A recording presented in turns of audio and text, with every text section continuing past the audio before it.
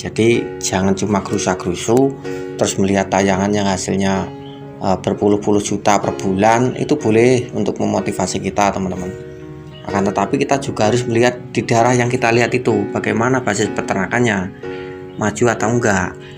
Kalau maju ya mungkin saja teman-teman pelihara 100 ekor misalkan, kita modal awal bisa kuat indukan 10 ekor. Kita pelihara selama 2 tahun, jangan dijual. Kalaupun dijual kembalikan ke kandang, ya sudah banyak sekali jadinya teman-teman. Akan tetapi kita mampu enggak untuk pelihara.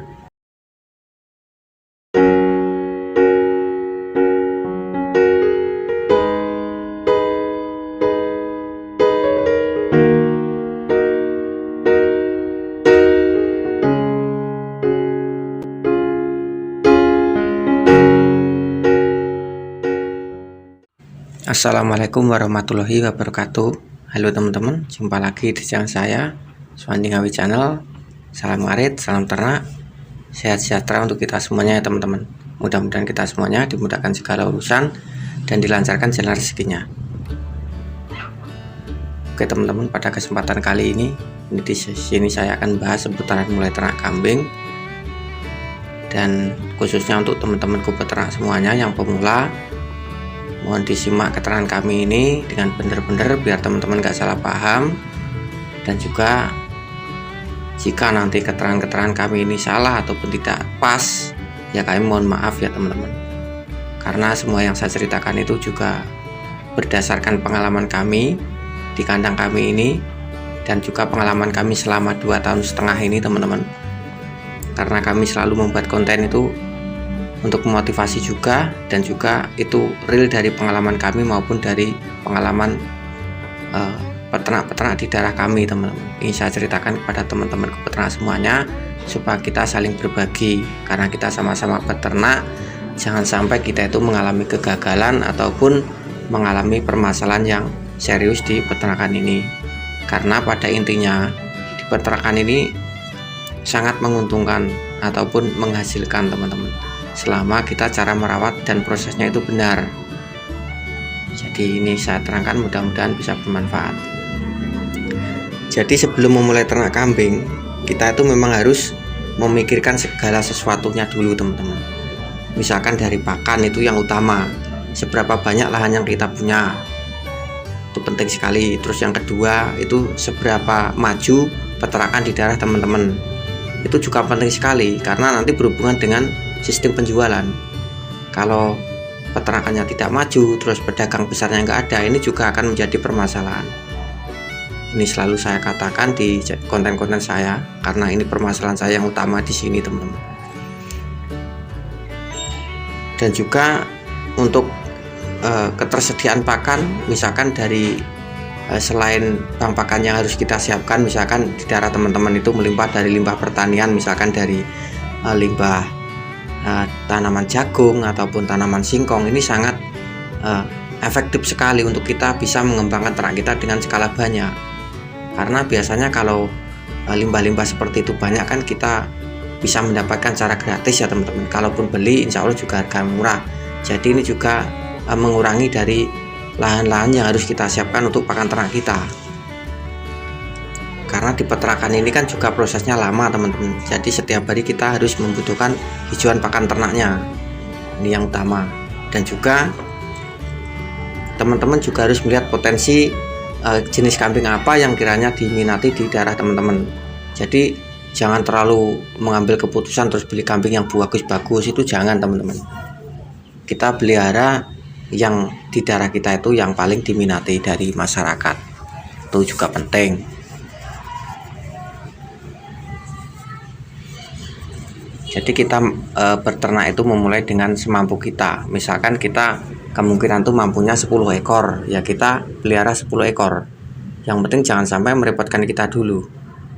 Jadi kita sambil belajar pelihara 10 ekor, nanti kalau sudah 1 tahun nanti kita bisa mulai berpikir kemana ke arah tujuan ternak kita itu, mau kita kembangkan dengan skala besar atau enggak. Itu insya Allah dalam waktu 1 tahun bahkan sampai dengan 2 tahun itu insya Allah teman-teman sudah bisa menyimpulkan.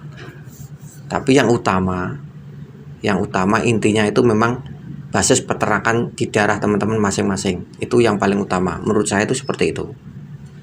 Kalaupun di daerah teman-teman tidak maju, terus teman-teman ingin mengembangkan dengan skala besar, misalkan sampai 50 bahkan 100 ekor, itu mungkin saja teman-teman. Karena zaman sekarang kan juga untuk penjualan juga mudah melalui online ya teman-teman. Akan tetapi kita kan juga harus mempunyai mitra teman-teman, harus mempunyai yang intinya mitra itu tadi teman-teman. Jadi selain itu kita juga harus bisa mempersiapkan pakan-pakan seperti fermentasi seperti ini teman-teman. Ini kita juga harus bisa buat, karena dengan persiapan pakan-pakan seperti ini juga termasuk akan memudahkan kita dalam memelihara ternak ini. Selain bahan pakan yang kita punya, kita kan juga bisa membuat fermentasi dari rumput liar misalkan seperti itu. Selain dari hijauan yang kita tanam misalkan dari rumput odot maupun rumput pakcong, ini sangat penting sekali. Jadi jangan cuma gerusa-gerusu terus melihat tayangan yang hasilnya berpuluh-puluh juta per bulan, itu boleh untuk memotivasi kita teman-teman. Akan tetapi kita juga harus melihat di daerah yang kita lihat itu bagaimana basis peternakannya, maju atau enggak. Kalau maju ya mungkin saja teman-teman pelihara 100 ekor misalkan, kita modal awal bisa kuat indukan 10 ekor. Kita pelihara selama 2 tahun, jangan dijual. Kalaupun dijual kembalikan ke kandang. Ya sudah banyak sekali jadinya teman-teman. Akan tetapi kita mampu enggak untuk pelihara, karena juga membutuhkan pakan itu tadi. Tapi kalau memang di daerah teman-teman itu melimpah dari limbah pertanian ya oke, kan kita bisa mendapatkan secara gratis. Akan tetapi kalau kita memang harus mempersiapkan cuma dari pakan lahan-lahan yang kita punya, nah ini akan menjadi permasalahan yang serius. Karena lahan yang harus kita punya itu harus banyak sekali teman-teman.